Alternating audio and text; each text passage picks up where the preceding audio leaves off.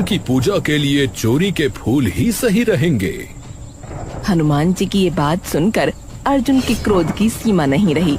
उन्हें लगा कि उनके आराध्य का अपमान हुआ है। वानर, अपनी सीमा में रहो। तुम मेरे प्रभु का अपमान कर रहे हो।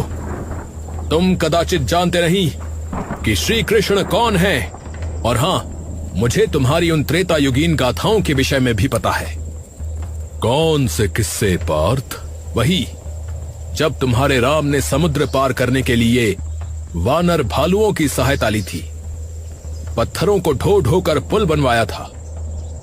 क्या श्री राम इतने अक्षम थे कि वे स्वयं अपने बाणों से पुल नहीं बना सकते थे?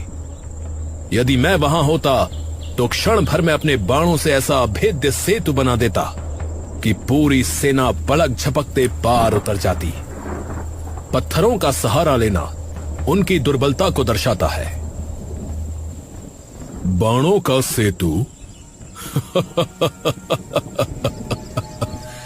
हे वीर, तुम त्रेता युग के उन महाबली वानरों को नहीं जानते।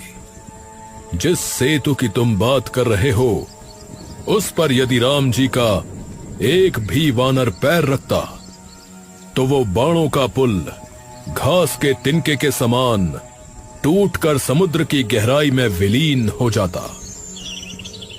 स्वयं मेरा भार ही तुम्हारा कोई भी पुल सहन नहीं कर सकता।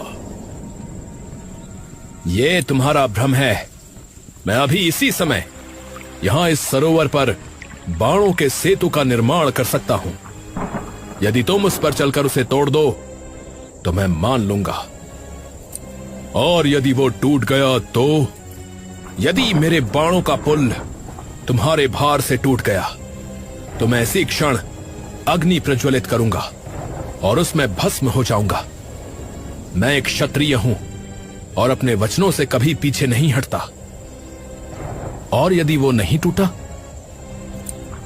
तो जो तुम कहोगे मैं वो करूंगा।